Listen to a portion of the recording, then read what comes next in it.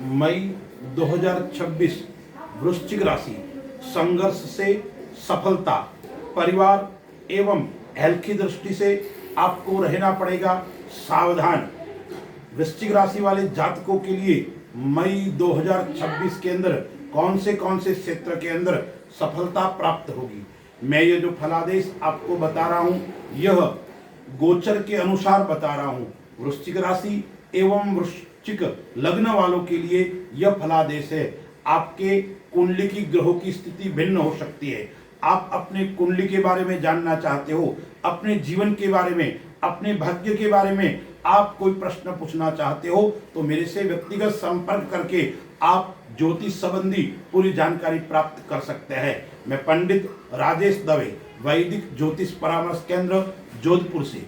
वृश्चिक राशि राशि क्रम के अंदर 8वीं राशि। वृश्चिक राशि का जो स्वामी है वो मंगल है और वृश्चिक राशि वाले जातक स्वभाव से उग्र होते हैं, अपने बात के ऊपर अड़िग रहने वाले होते हैं। ऐसे जातकों के लिए, वृश्चिक राशि वाले जातकों के लिए कौन सी तारीख थोड़ी मध्यम रहने वाली है। सर्वप्रथम हम ग्रहों के ऊपर विचार करते हैं। ग्रह भाग्य को बदलते हैं, ग्रह जीवन की दशा और दिशा को परिवर्तित करने वाले होते हैं। तो वृश्चिक राशि वाले जातकों के लिए चौथे भाव के अंदर राहु गोचर कर रहा है।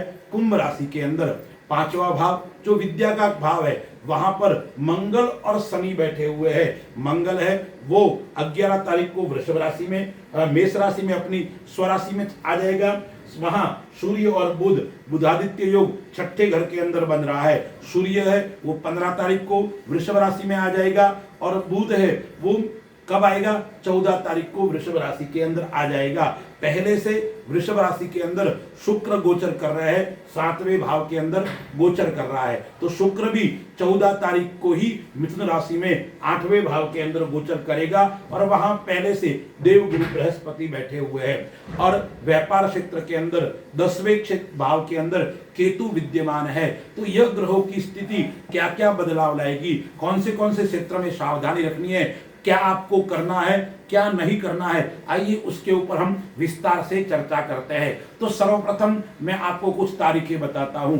इन तारीखों में आपको जरूर सचेत और सावधान रहना पड़ेगा, अन्यथा बना हुआ काम बिगड़ सकता है, आपके ऊपर कोई संकट के बादल मंडरा सकते हैं और आपके शत्रु आपको परेशान कर सकते हैं। वो तारीख कौन सी है? 1, 2, 10, 11, 12, 13, 20, 28 एवं 29 तारीख वृश्चिक राशि वालों के लिए सावधानी भरी तारीख रहेगी। आपको इन तारीखों में कई प्रकार से सचेत और सावधान रहने की आवश्यकता है। दर्शक मित्रों, सर्वप्रथम हम व्यापार की दृष्टि से विचार करते हैं, क्योंकि केतु है वो 7वें दृष्टि है, वो कहां पर है? चौथे घर के ऊपर है। राहु केतु आमने सामने बैठे हुए हैं और मंगल है वो मीन राशि के अंदर शनि के साथ में बैठा हुआ है।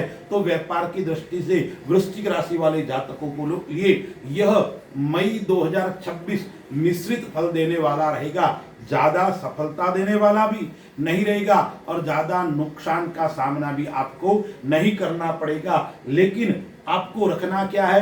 अपने व्यापार के ऊपर आपको ध्यान रखना पड़ेगा। जितना आप व्यापार के प्रति समय दोगे उतनी सफलता आपको ज्यादा मिलेगी, यानी परिश्रम से सफलता की प्राप्ति आपको होने वाली है। उस बात का विशेष आपको ध्यान रखना है। यदि आप रियल एस्टेट से जुड़े हुए हैं या आप विदेश से कार्य करते हो तो जरूर आपको सावधानी ज्यादा रखनी पड़ेगी। विदेश स्थान आपके लिए खराब रहेगा, विदेश के कार्य से आपको नुकसान भी इस माह के अंदर उठाना पड़ सकता है। यदि आप सरकारी सेवा के अंदर कार्यरत हो तो आपके लिए मान तो बढ़ेगा, आपकी प्रतिष्ठा बढ़ेगी, आपके काम की सराहना होगी, लेकिन आपसे लोग ज्यादा जलन भी करेंगे। आपसे जो बड़े अधिकारी है, आपसे छोटे अधिकारी है, वो आपके कार्य को देखकर आपसे जलन करेंगे और पीठ पीछे वार करने की आदत उनकी रहेगी। इसलिए आपको सावधान भी रहना पड़ेगा। लेकिन कौन से क्षेत्र के अंदर आपको लाभ है? यदि आप मशीनरी संबंधी कार्य करते हो तो भी आपको लाभ का योग आ रहा है। आप पार्टनर के साथ में काम करते हो तो भी आपको लाभ का योग आ रहा है। उसमें भी 14 तारीख तक आपको धन के अंदर आकस्मिक धन की प्राप्ति का योग आ रहा है। आपका रुका हुआ धन है वो 14 तारीख तक आपको प्राप्त हो सकता है। आपने कोई इन्वेस्ट किया था पुराना, वो भी धन आपको प्राप्त हो सकता है। अब हम आर्थिक दृष्टि से, निवेश की दृष्टि से देखते हैं। तो निवेश की दृष्टि से वृश्चिक राशि वाले जातकों को निवेश करते वक्त आपको जरूर सावधानी रखनी है। कब तक?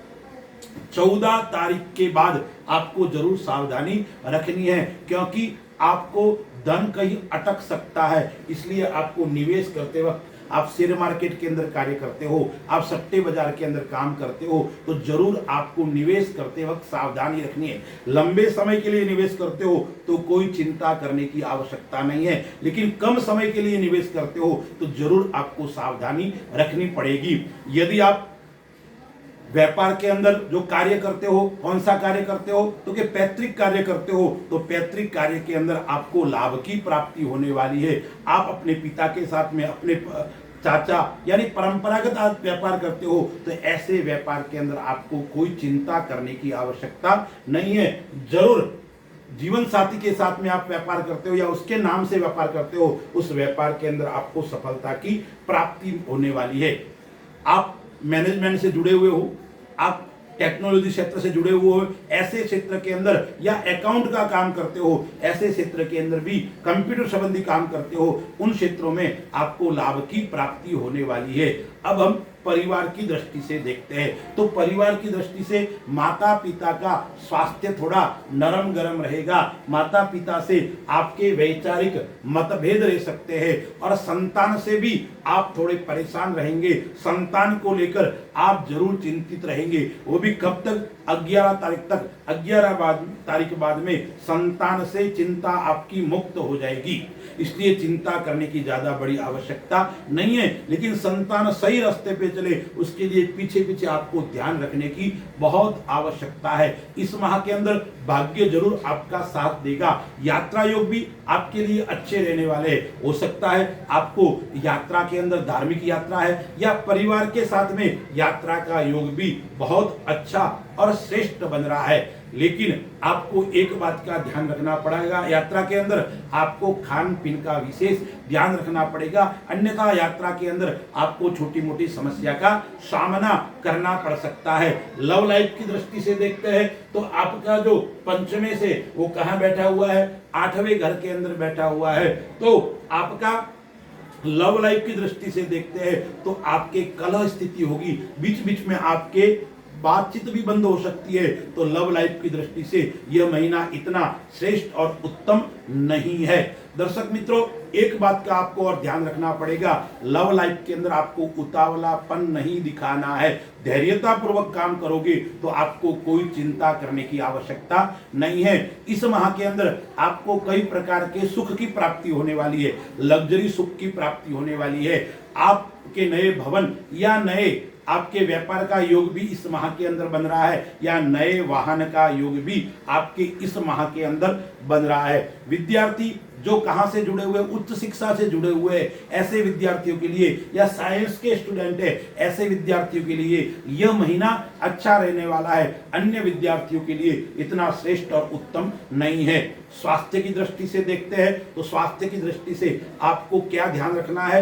अपने खान पीन का ध्यान रखना है। और दूसरा क्या ध्यान रखना है? छोटी मोटी जैसे पुरानी कोई बीमारी आपको पता पड़े, तुरंत अच्छे चिकित्सक से सलाह लेकर उसका इलाज प्रारंभ कर देना है। लापरवाही नहीं रखनी है, अन्यथा बड़ी मुश्किल के अंदर आप फंस सकते हैं। उस बात का विशेष ध्यान रखना है। अब मैं 2-3 बिंदु बताता हूं, उसके ऊपर आप विशेष ध्यान देना है। एक तो है आपको स्वास्थ्य के प्रति कोई लापरवाही नहीं रखनी है। दूसरा है आपको विश्वास नहीं करना है, न इस माह के अंदर उधार देना है न उधार लेना है। और तीसरा है वह अपने ससुराल अपनों से आपको सावधानी रखनी है, अन्यथा कलह का वातावरण उत्पन्न हो सकता है और आप मानसिक तनावग्रस्त रह सकते हैं। इसलिए आपको क्या रहना है? व्यस्त रहना है और मस्त रहना है। प्रातःकाल आपकी दिनचर्या सही होनी चाहिए। जितनी दिनचर्या अच्छी होगी इतना आपका स्वास्थ्य अनुकूल रहेगा।